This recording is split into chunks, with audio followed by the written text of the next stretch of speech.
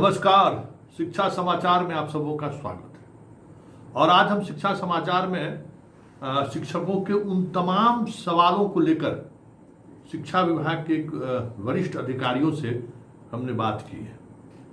क्या हो सकता है, क्या करना चाहिए, इन तमाम मुद्दों पर। अधिकांश शिक्षकों को टीआरई 3 वाले सबसे ज़्यादा म्यूचुअल को लेकर परेशान है। वो सवाल भी मेरा रहा। सवाल 3 जिलों के चॉइस को लेकर जो बातें सामने आ रही हैं, उसमें सक्षमता पास पूर्व के शिक्षकों का जो सुझाव था, बात उस पर भी हुई है। फिर से म्यूचुअल क्यों नहीं हो सकता है? जिनको एक बार म्यूचुअल का ऑप्शन मिल गया, वो फिर दोबारा क्यों नहीं मिल सकता है? बात उस पर भी हुई है। और बात कुछ और भी हुई।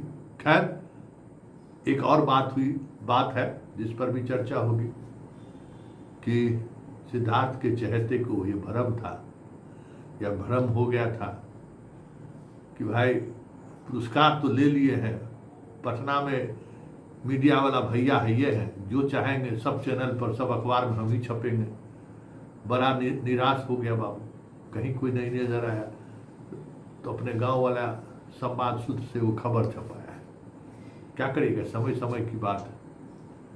उस बाबू को पता नहीं है कि अगर टाइम्स ऑफ स्वराज और संतोष सिंह कोई खबर चलाता है तो पटना के तमाम मीडिया हाउस के जो सीनियर रिपोर्टर हैं उस खबर को अध्ययन करते हैं और ये मानते हैं कि संतोष जी अगर इस खबर पर हाथ डाले हैं तो कुछ न कुछ बात जरूर होगी। और बात सिद्धार्थ की भी है। मीटिंग पर मीटिंग ले रहे हैं। एक तो शिक्षा विभाग का जो हाल किए सो हाल किए, आजकल द्वारे द्वारे घूम रहे कि किसी तरह से अखबार में कुछ खबर आ जाए। कल उद्योग विभाग का मीटिंग था, आज भी कई मीटिंग मतलब एकदम धुराधार। शिक्षा विभाग वाला तो बुलाया नहीं, ऑफर भी दिए थे कि हम चल जाएंगे, फिर भी नहीं बुलाया। खैर, ये सब चलता रहेगा। चलिए, हम शुरुआत शिक्षा समाचार के उस बिंदु पर करने जा रहे हैं जिन बिंदुओं को लेकर आज लगातार सुबह से शिक्षकों का मैसेज हमें आ रहा था। उसका कुछ चीज़ें मेरी समझ में आई है, कुछ चीज़ें हमें लगा कि शिक्षकों का जायज़ है, कुछ हमें लगा कि जो प्रशासन का जो कहना है वो सही है। फिलहाल जो बातें सामने आई से जोड़ा स्पष्टता के साथ सुन लीजिए। आपको आंदोलन करना हो, ट्विटर अभियान चलाना हो, जो कुछ भी चलाना हो, खबर के रूप में हम भी चलाते रहेंगे, लेकिन तकनीकी तौर पर कुछ पहलुओं को आप जरा सोच लीजिए। टीआरई 3 वाले के ट्रांसफर को लेकर, म्यूचुअल ट्रांसफर को लेकर, मतलब रेगुलर ट्रांसफर तो होने का सवाल ही नहीं है, क्योंकि आपके अधिकांश जिलों में शिक्षकों का भी प्राण और एचआरएमएस नहीं हुआ है, मतलब वेतन भी ठीक से नहीं मिला है, और इस वजह से आपके ट्रांसफर का तो सवाल ही नहीं है। म्यूचुअल में भी जो शिक्षक बिना एचआरएमएस और प्राण जनरेट किए हुए शिक्षक आईडी पर ही जो शिक्षक चले गए हैं, हमें लगता है उनको आपको परेशानी का सामना करना पड़ेगा, क्योंकि विभाग को परेशानी हो रही है वेतन को लेकर। क्योंकि आपका तो वेतन जिला पर बनता है ना, पटना स्तर पर तो, मतलब बिहार स्तर पर तो आपको वेतन मिलता नहीं है। हर जिले का अलग अलग सिस्टम है वेतन देने का, और उस वेतन देने में भले राज्य सरकार पैसा भेज दे, लेकिन मनमानी करता है शिक्षा विभाग का अधिकारी, तो उस मनमानी के शिकार आप होइएगा। ये भी साफ हमको उस अधिकारी के बातचीत से लगा कि उसको हम लोग रोक भी नहीं सकते। भले हम लोग चिट्ठी जारी कर दिए हैं कि एकदम 5 तारीख तक सभी शिक्षकों को पेमेंट हो जाए, लेकिन जिस तरीके से घालमेल हुआ है ट्रांसफर पोस्टिंग में और जिस स्तर पर हुआ है, एक शिक्षक 3 ट्रांसफर ले लिए। अब ये जानकर तो हम भी हैरान रह गए कि 3 ट्रांसफर ले लिए। तो वो ट्रांसफर जो लिए, कहीं 10 दिन काम किए, कहीं 1 महीना काम किए, और इसी बीच ट्रांसफर पर ट्रांसफर ले लिए, तो विभाग को वो व्यवस्थित करने में बहुत परेशानी हो रही है। और स्वाभाविक तौर पर अब कोई जो 6 कैटेगरी वाले थे, पहले वो ट्रांसफर लिए, फिर जाके वो गृहांशेश्वर पोर्टल पर दिए, तो फिर उसमें भी कहीं न कहीं ट्रांसफर हो गया। कहीं हेड टीचर में हो गया, तो वहाँ से विरमित होकर निकल गए ज्वाइन करने के लिए, उसी बीच में उनका म्यूचुअल कहीं मिल गया तो वहाँ चले गए। मतलब जिस तरीके से शिक्षक तबादले को लेकर अपने अपने तरीके से, क्योंकि कोई तो सिद्धार्थ नियम तो बनाया नहीं था कि किसी नियम के तहत जो है तबादला होना चाहिए, तो अलग अलग क्या कह सकते हैं सीढ़ी था, जो जहाँ जिस तरीके से उस सीढ़ी पर चढ़ा उस सीढ़ी पर अपने गंतव्य स्थान पर पहुँच गया। लेकिन विभाग को तो रेगुलाइज करना है। और जो इस शिक्षा पर बहुत सारी चीज़ें जो जिसको पूर्व के एसीएस मान रहे थे, वर्तमान एसीएस इस पद्धति के खिलाफ है। तो आने वाले समय में बहुत सारी चीज़ें ऐसी हैं जिनको लेकर आपको नए नए आदेश देखने को आपको मिलेगा। साथ ही कुछ और बातें हुई हैं जो तबादले का प्रोसेस शुरू हुआ है, वो प्रोसेस स्टेप बाय स्टेप चलेगा। मतलब आप चाहेंगे कि एक बार में सब कुछ हो जाए जैसे सिद्धार्थ के समय में हुआ, वो नहीं होगा।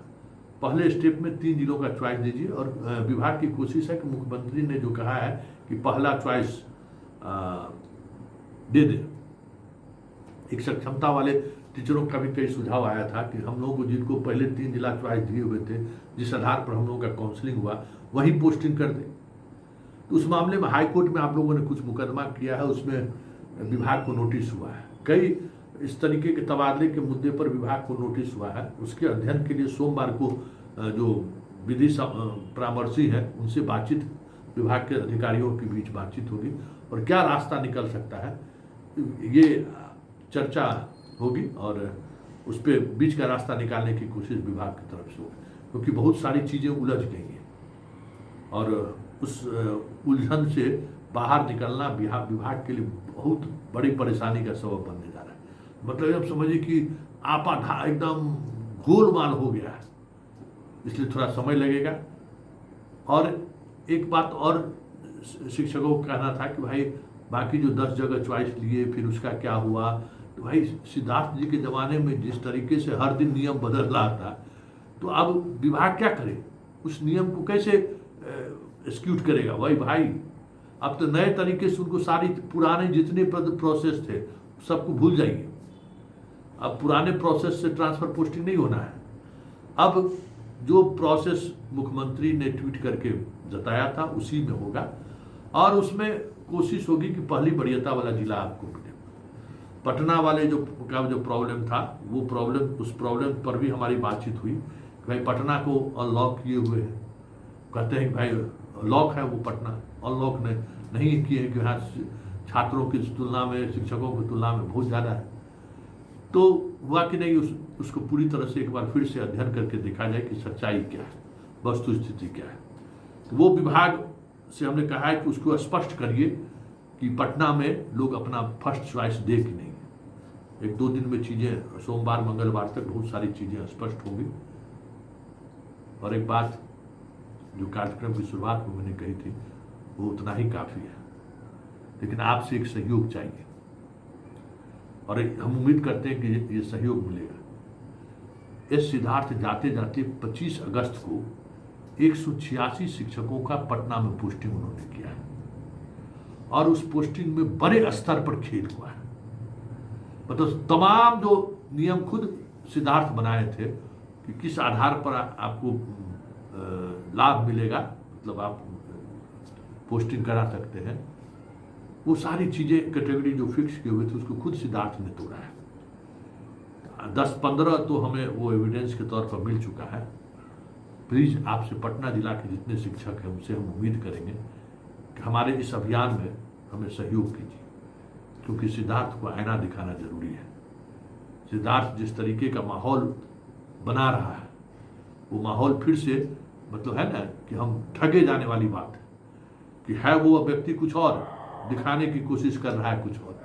तो वो सच्चाई पब्लिक डोमेन में आना चाहिए कि इस तबादले के आर में किस स्तर पर खेल हुआ है, नहीं तो फिर बिहार की पब्लिक छला जाएगा। उम्मीद करते हैं आप हमें उन तमाम शिक्षकों का आपके स्कूल में ज्वाइनिंग जिसकी हुई है 25 अगस्त का ट्रांसफ़र जो हुआ है उसमें किस तरीके से हुई है, हमें सहयोग कीजिए। चलिए फिलहाल इतना ही शिक्षा समाचार में, कल फिर हमारी मुलाकात होगी।